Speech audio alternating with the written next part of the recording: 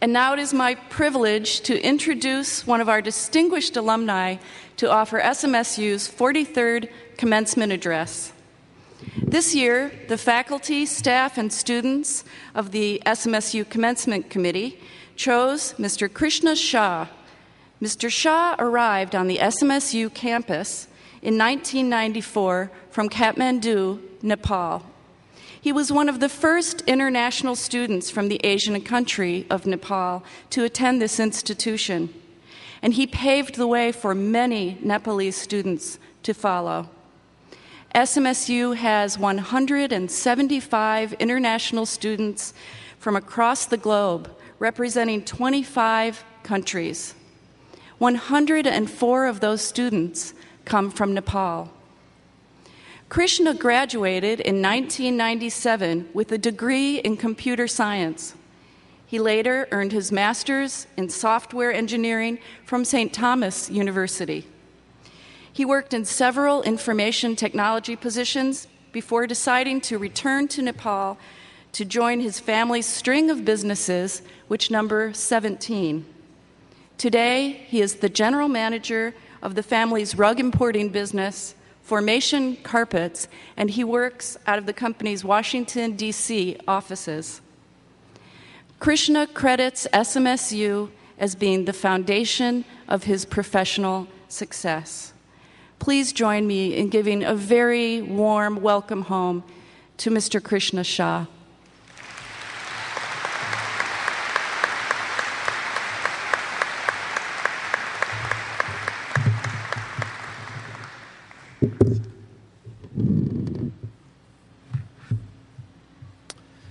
Thank you very much, President Danaher, Provost Weatherby, graduates, students, faculty, staff, friends, family. I think that's everybody, right? Thank you. How is everybody feeling? How is everybody feeling? All right. When I have this many people in front of me, I'm usually DJing. I DJ as a hobby. I wish I was doing it for my professional life, but so when I DJ, I usually just say, "How's everybody feeling?" But today, it's going to be a little different. Today, I'm going to have to make it worth your while because I did some research for what a commencement address should be like. I read quite a few addresses. I even watched the Bill Clinton address he gave at Yale last year to see what kind of address I should give, or actually how I should make it different so that you guys don't doze off at the end of my allocated 8 minutes. So I'll try. No matter what commencement address I read or watched, at the end of the day, the address was, the gist was the same. It is about you. It is about hoping that you walk away today from here with something that you can think about. So it's about empowering you. So this is what I have in mind. I have a couple of thoughts, a couple of experiences I'd like to share with you. And at the end of the day, I hope it'll empower you. So,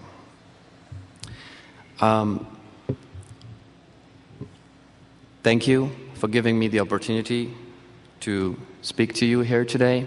I'm honored. I am not only honored, but I'm also humbled to be here today, 14 years after I was where you are sitting right now. 14 years ago, finally done with school, on to the real world, full of excitement, full of enthusiasm. Lots of memories, I bet. Some good, some bad, some unforgettable. Some you probably want to forget, right? I can subscribe to that. I sometimes wish I was back in college because it's definitely more fun than the real world. No, just kidding, but it's all good. A lot of you must have turned 21 when you were here in college. I know I did. A lot of you probably will also agree with me that your years before you turned 21 were probably more fun. Mine were. In my freshman year, I got busted for drinking on campus, believe it or not. So that was quite an experience. The dorm was called Lakota, and when I wandered around campus last night, I see it's still there, so that's good. But by my junior year, I was an RA myself. So why am I speaking to you about this? I believe all of us have a very special something in us, something that helps us live our lives the way we do. It lets us choose. It lets us decide.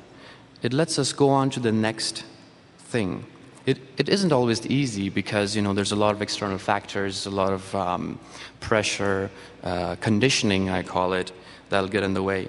But at the end of the day, it is that something in you that will help you out on the long run. So back to how I became an RA. How does someone who was busted in the first place become an RA and who enforces not drinking on campus? I'm not talking about turning a new leaf here. I'm not talking about second chances either. But the one thing I would like to talk about is adapting. Adapting. I'll say it again. The world is changing, and therefore you need to adapt. I'm sure you've heard of the cliche, you all need to learn from your mistakes, but I'd like to take it one further. I would say there are no mistakes. You always go on learning, adapting. You do something, you evaluate it. Was it good? Was it bad? What is good? What is bad? What is the reference, right? And then you adapt accordingly. Now, that doesn't mean that you can go ahead and do everything you want, but still, the key is instead of penalizing yourself or regretting something or saying, nothing I ever do works, you adapt to it, you look back, you take it as good experience, and you go on to the next thing. Don't let people label you. Never let people label you. Or actually, it's much worse when you label yourself. Oh, he's an art student. Oh, he's a science student. Oh, he's an international student. Oh, he's a non-traditional student. Or when you yourself say, oh, I'm a science student, I don't know anything about art, or vice versa, right? You are not confined within a label. You can adapt to anything you want. I graduated with a degree in computer science in 1997. I later got a master's in software and continued to work in the industry, in the IT industry, for about 10 years. But now I am in the rug business, and that's rug with an R, not drug with a D. It's amazing how close those two words are. I went into a bank one day to do a wire transfer, and it was a big one. And he said, "So what do you do?" I say, "Oh yeah, I sell rugs." And he just looks at me, and after a minute I say, "Okay, I better say carpets." In 2008, after 10 years in the IT industry in corporate America, I finally called it quits. And I started working for my family business based out of Nepal. I knew nothing about drugs, and to tell you the truth, I was a little scared to make the switch. But I took the leap of faith, and now I'm loving it. I don't have enough time to tell you everything that happened during the transition, but the key here, once again, is adapting. I'm already at 7 minutes. I only have 8, so I need to skip some paragraphs. I'd like to take it one step further, not just adapting. Last September, I was at a United Nations Global Compact meeting in New York. Our company is part of the Global Compact that does a lot of good things, and in a nutshell, it's trying to make the world a better place. Lots of dignitaries, heads of states, who's who were there, and I had the honor of having lunch with Sherry Blair, wife of former UK Prime Minister Tony Blair. She was at the table with us discussing various, Millennium Development Goals. And the one thing that she said, I will never forget, she said, take work as life. And what that means is you should not separate your work from your life. And how I can make that more practical for you is a lot of you are going to go out and find yourself a job, start working, some in science, some in art, some in education, some what have you. And, it's a tough world out there right now with unemployment still at 9%. I believe it was announced yesterday. And, you might hit some roadblocks. You might not be the happiest person at the end, right? But with the takeaway of adapting and always saying, I am not confined within my label, I believe that will open up a whole bunch of new opportunities for you. Never confine yourself within a boundary. And if you take work as life itself, as saying, okay, this is what my life is. This is not just a job. I'm doing this. I'll be probably doing this for the next 50, 60, 70, 80 years, however long I live. And it's not just a job for me. This is actually life. Because at the end of the day, you need to be happy. Right? I don't want to get too philosophical on you as far as, what life is and what life should be. But you yourself know what the boundaries or what the pressures are for you, right? Oh, I have this problem and therefore I cannot do that, right? But at the same time, if you think closely about what those pressure points are and evaluate them in the bigger scale of things, right? What is it that is bogging me down? Why am I thinking about this? I bet in the grander scale of things it won't be too bad to adapt to what you would like to do in the future. I believe I'm the first international student to give a commencement address at Southwest. I think I was also the first international student to be homecoming king here. It was a lot of fun.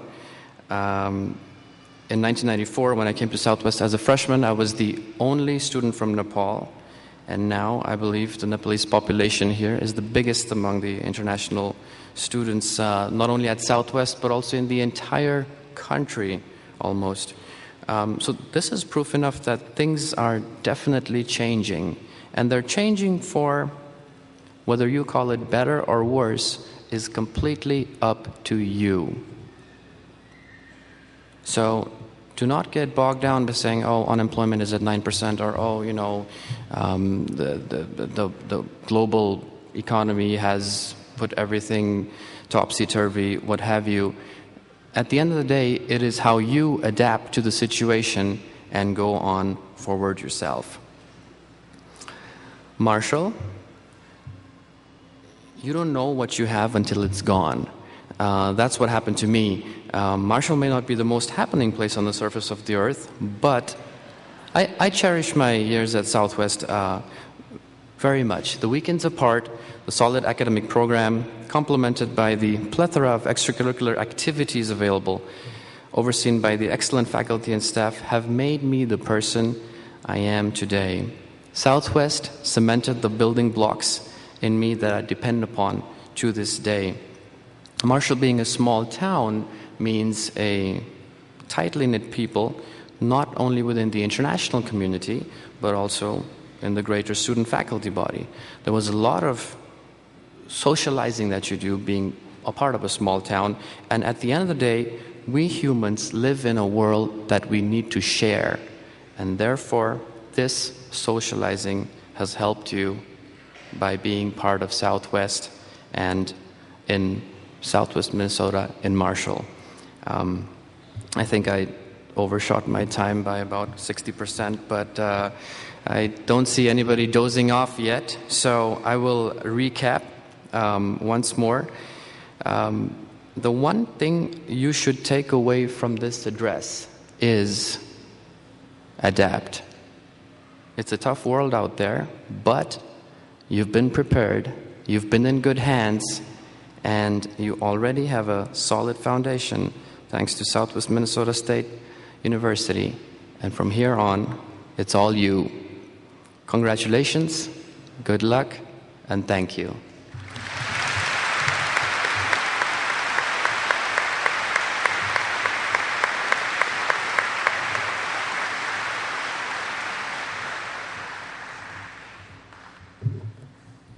Don't forget what he just said. You're absolutely right. Thank you so much.